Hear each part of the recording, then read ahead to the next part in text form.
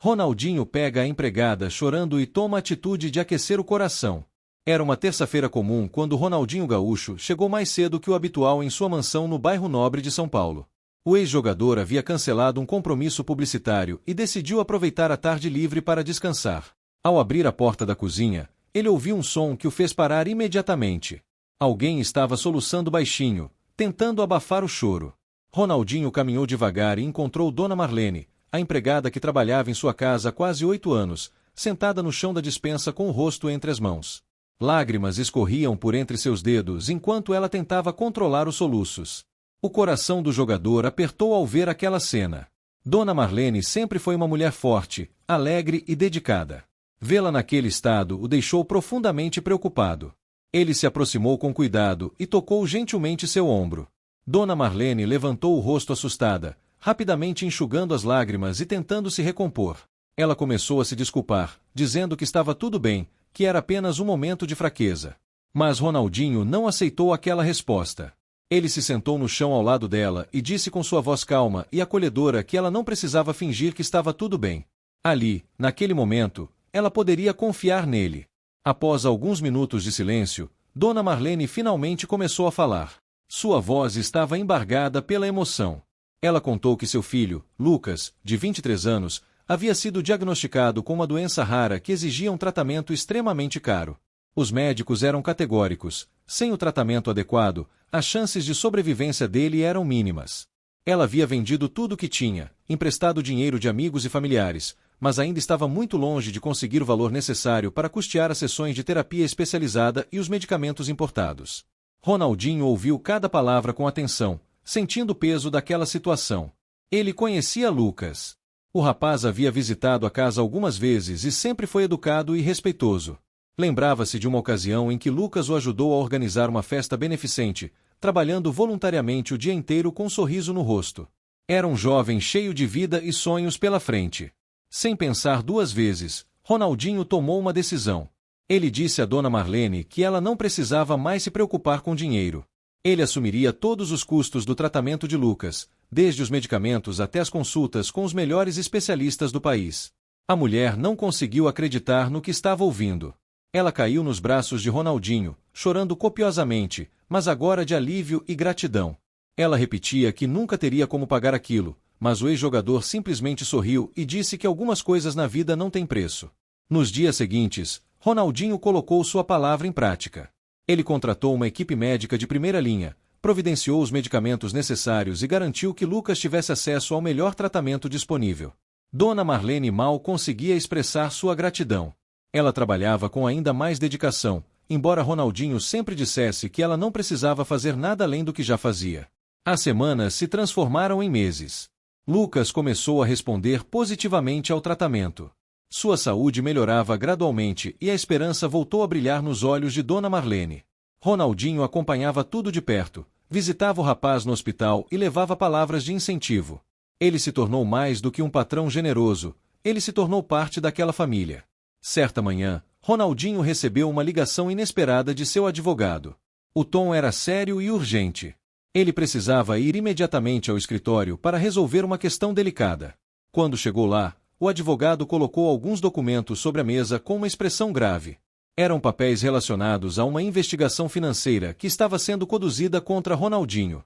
Havia acusações de irregularidades fiscais e desvio de recursos, o que poderia resultar em processos judiciais pesados e até mesmo em prisão.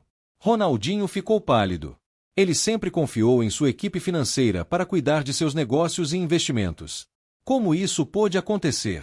O advogado explicou que precisariam de uma quantia significativa e imediata para resolver a situação, pagar as multas e acertar as pendências com a Receita Federal. O valor era exatamente o mesmo que Ronaldinho havia gasto e ainda gastaria com o tratamento de Lucas nos próximos meses. A realidade caiu como um balde de água fria. Ronaldinho estava em uma encruzilhada. Se ele não resolvesse aquela situação financeira imediatamente, poderia perder tudo: sua liberdade, sua reputação, seu patrimônio. Mas se ele interrompesse o tratamento de Lucas para usar aquele dinheiro, o rapaz poderia não sobreviver. Era uma escolha impossível entre sua própria vida e a vida de um jovem que ele havia prometido salvar. Durante dias, Ronaldinho não conseguiu dormir. Ele andava pela casa como um fantasma, o peso da decisão esmagando seus ombros. Dona Marlene percebeu que algo estava errado, mas ele insistia que estava tudo bem. Como ele poderia contar a ela que talvez precisasse abandonar Lucas no meio do tratamento? Como ele poderia olhar nos olhos daquela mãe e destruir a esperança que ele mesmo havia plantado? Ronaldinho tentou encontrar alternativas. Procurou empréstimos, tentou vender propriedades rapidamente, ligou para amigos e investidores. Mas o prazo era apertado e as opções escassas. A pressão aumentava a cada dia. Seus advogados alertavam que o tempo estava acabando e que as consequências seriam irreversíveis. Foi então que Ronaldinho tomou uma decisão que mudaria tudo. Ele reuniu sua equipe e deu uma instrução clara: continuem o tratamento de Lucas, não importa o que aconteça comigo. Ele estava disposto a enfrentar as consequências legais, a perder sua fortuna e até sua liberdade, mas não abandonaria aquele rapaz. Havia dado sua palavra e sua palavra valia mais do que qualquer coisa. Na véspera do prazo final, Ronaldinho estava em seu escritório, preparando-se mentalmente para o que viria pela frente. Foi quando seu telefone tocou. Era o diretor do hospital onde Lucas estava sendo tratado. Mas não era uma má notícia. Pelo contrário, era algo completamente inesperado. O diretor explicou que, ao revisar o histórico completo de Lucas e após uma bateria de novos exames, a equipe médica descobriu que o diagnóstico inicial estava errado. Lucas não tinha a doença rara que haviam identificado. Na verdade, ele sofria de uma condição completamente diferente, muito menos grave e que respondia extraordinariamente bem a um tratamento convencional e acessível. Todo o dinheiro que Ronaldinho havia investido no tratamento especializado, embora bem intencionado, não era necessário. Lucas estava se recuperando por causa da atenção médica geral e dos cuidados básicos, não por causa dos medicamentos caríssimos. Ronaldinho ficou em silêncio do outro lado da linha, processando aquela informação surreal. Então o diretor acrescentou algo ainda mais impactante. Devido ao erro no diagnóstico inicial, o hospital assumiria integralmente os custos do tratamento de Lucas dali em diante e ainda reembolsaria todo o valor que Ronaldinho havia gasto até então. Era uma quantia suficiente para resolver seus problemas financeiros e ainda sobrar. Mas a história não termina aí. Quando Ronaldinho foi até o hospital para resolver os detalhes daquela reviravolta extraordinária, ele encontrou Lucas já recuperado, caminhando pelos corredores com Dona Marlene ao seu lado. O rapaz estava irreconhecível, forte e saudável. Ao ver Ronaldinho, Lucas caminhou até ele com lágrimas nos olhos e o abraçou fortemente. Foi então que Lucas disse algo que deixaria Ronaldinho ainda mais chocado. Ele contou que, durante todo aquele tempo no hospital, conheceu dezenas de pessoas que realmente precisavam daquele tratamento caro e especializado que ele estava recebendo por engano. Crianças, jovens e adultos que não tinham condições financeiras de pagar e que estavam morrendo por falta de recursos. Lucas havia conversado com cada um deles, havia conhecido suas histórias, suas famílias e seus sonhos. E então veio o plot twist final, aquele que ninguém esperava. Lucas revelou que, na verdade, ele sempre soube que o diagnóstico inicial estava errado. Ele havia descoberto o erro médico logo no início do tratamento, quando acessou seus próprios exames e os comparou com informações que pesquisou. Mas ele não contou nada para ninguém. Por quê? Porque ele tinha um plano. Lucas explicou que usou todo aquele tempo no hospital, enquanto recebia um tratamento que não precisava, para documentar cada caso desesperado que encontrou. Ele fez uma lista detalhada de todas as pessoas que realmente necessitavam de ajuda, com seus nomes, doenças e valores necessários. Ele gravou vídeos, coletou prontuários e criou um dossiê completo. E quando o hospital finalmente descobriu o erro e se ofereceu para reembolsar Ronaldinho, Lucas estava preparado. Ele apresentou todo aquele material para Ronaldinho e fez um pedido ousado: usar aquele dinheiro do reembolso para criar um fundo de tratamento para todas aquelas pessoas que ele havia conhecido. Lucas não queria que o sacrifício que Ronaldinho estava disposto a fazer por ele fosse em vão. Ele queria multiplicar aquele gesto de amor e transformá-lo em esperança para dezenas de outras famílias. Ronaldinho ficou completamente sem palavras. Ele olhou para aquele jovem de 23 anos e viu uma maturidade e uma nobreza de caráter que raramente encontrava mesmo em pessoas muito mais velhas. Lucas não apenas rejeitou um tratamento milionário que poderia ter continuado recebendo em silêncio, como transformou aquela situação em uma oportunidade de ajudar outros. Dona Marlene, que não sabia de nada daquilo, ficou em choque. Ela não sabia se abraçava o filho ou se o repreendia por ter escondido aquela informação. Mas quando ela entendeu completamente o plano de Lucas, ela desabou em lágrimas mais uma vez, mas agora de orgulho indescritível. Ronaldinho não pensou duas vezes.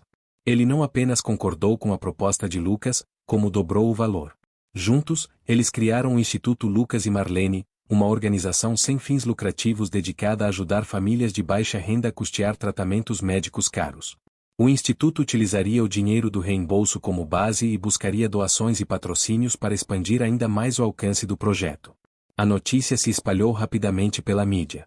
Jornais, televisões e redes sociais compartilharam a história do ex-jogador que estava disposto a perder tudo para salvar o filho de sua empregada, e do jovem que rejeitou um tratamento milionário para ajudar desconhecidos.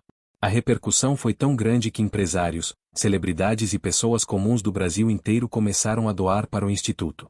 Mas havia ainda um último detalhe que poucas pessoas sabiam. Quando os advogados de Ronaldinho revisaram profundamente sua situação financeira para resolver os problemas legais, eles descobriram algo surpreendente. Os supostos desvios e irregularidades fiscais eram, na verdade, investimentos legítimos que haviam sido mal interpretados pela Receita Federal. Com a documentação correta apresentada, todos os problemas foram resolvidos sem que Ronaldinho precisasse pagar um único centavo de multa. Meses depois, em uma cerimônia emocionante, o Instituto Lucas e Marlene inaugurou sua primeira sede. Dezenas de famílias que haviam sido beneficiadas estavam presentes. Crianças que agora corriam saudáveis pelo salão, adultos que haviam recuperado a esperança, idosos que receberam tratamentos que prolongaram suas vidas. Todos estavam ali para agradecer. Ronaldinho subiu ao palco para falar, mas sua voz falhou. Ele olhou para Dona Marlene e Lucas na primeira fileira e não conseguiu conter as lágrimas. Ele começou dizendo que quando encontrou Dona Marlene chorando naquele dia na despensa, ele pensou que estava ajudando uma família. Mas na verdade, foi aquela família que o ajudou a redescobrir o verdadeiro significado da generosidade e da compaixão. Lucas também foi convidado a falar. Ele contou para todos os presentes que mentir sobre saber do erro médico foi a decisão mais difícil de sua vida. Ele havia passado noites em claro, questionando se estava fazendo a coisa certa. Mas quando ele viu o sofrimento daquelas outras famílias no hospital, famílias que não tinham um Ronaldinho em suas vidas, ele soube que precisava fazer algo maior. Dona Marlene, que nunca havia falado em público, também pegou o microfone. Ela disse que trabalhou a vida inteira limpando casas, lavando roupas e cozinhando para sustentar sua família. Ela nunca imaginou que um dia estaria inaugurando um instituto que salvaria vidas. Ela agradeceu a Ronaldinho, mas também agradeceu a seu filho por ter a coragem de transformar uma crise pessoal em esperança coletiva. A história de Ronaldinho, Dona Marlene e Lucas se tornou um símbolo de que a verdadeira riqueza não está no dinheiro, mas na capacidade de usar os recursos para fazer diferença na vida dos outros. O instituto cresceu exponencialmente nos anos seguintes, ajudando milhares de famílias em todo o Brasil. Ronaldinho, que já era amado por milhões por causa de seu talento nos gramados, conquistou um lugar ainda mais especial no coração das pessoas por causa de sua humanidade fora dos campos. Ele provou que os verdadeiros ídolos não são aqueles que fazem gols impossíveis, mas aqueles que fazem o impossível pela vida de outras pessoas. Dona Marlene continuou trabalhando na casa de Ronaldinho, não porque precisava, mas porque ali era sua família. Lucas se formou em medicina e se especializou na doença que achavam que ele tinha. Ele dedicou sua carreira a tratar pacientes com aquela condição, usando sua própria experiência para trazer esperança e cuidado humanizado. E tudo começou com um choro abafado em uma despensa, um coração generoso que decidiu agir e um jovem corajoso que transformou um erro médico em uma missão de vida. A história provou que às vezes as maiores bênçãos vêm disfarçadas dos piores momentos, e que a verdadeira nobreza está em escolher o bem-estar do próximo acima do próprio. Anos depois, quando perguntaram a Ronaldinho qual foi o momento mais importante de sua vida, ele não citou a Copa do Mundo, nem os títulos conquistados, nem os prêmios de melhor jogador do mundo. Ele citou aquela terça-feira comum quando chegou em casa mais cedo e encontrou Dona Marlene chorando. Foi ali, naquele momento aparentemente insignificante, que sua vida ganhou um propósito muito maior do que qualquer gol ou troféu poderia proporcionar. Fim.